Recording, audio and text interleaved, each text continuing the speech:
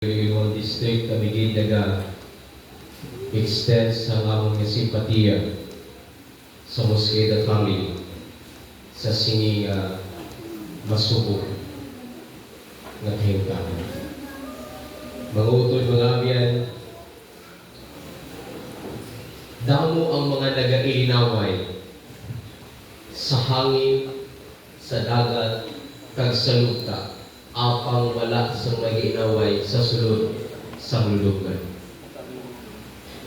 Damo ang nag-istorya, bisan diin, apang sa sulod sa lulugan, waay sa may nag-istorya. Una ko mapag-attend sa lakon sang isa ka lubong. First time kong witness. Nga kung sa diin nga ang ako nga lola, gin lubong.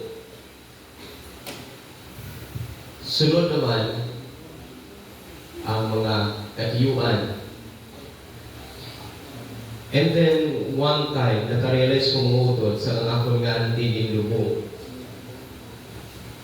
Guna-una kung saan o ayhan matapos ang pagkaon sa madulong nga lugan sa tao nga nagpabuhay. Gani, tamo sa mga eksperto nga kung sa diin nakadiskubre sa mga manawi nga mga pagtuklib sa mga butang nga kung sa diin makabuhi o kung makahatag ini sin pagbulig sa mga lamig, apang may wala or apang wala sila nakadiskubre kung ano ang ara nga misteryoso sa ginatawag nga kamatayon. Mga abyan, sa sining nga hapon, may ara na gitat mo gamay ng gin nga ipagabilin sa tagsa-tagsa sa aton. Nagsiling diri sa Mateo 28, Matthew 28, 1 to 6.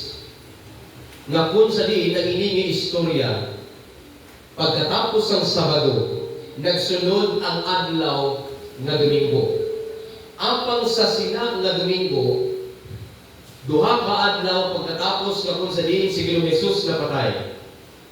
Si Maria, diri sa versikulo 1, gusto nga magbisita sa lulugan ni Ginoong Hesus.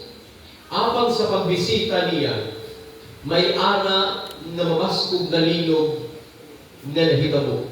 Kag ang ina nga linog, isa ka tiningala nga kung sa diin na may ana nga anghel na naghalin sa langit, nagbuklad sa lulugan, o kung nagbukas sa lulugan, kang ang nagabantay ng mga soldados kaangay na daw nahimatay sa ilang na kita.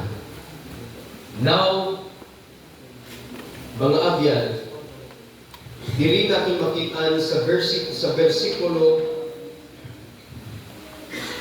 5. Nang ining anghel nagsiling sa kay Maria, hindi ikaw maghadlok na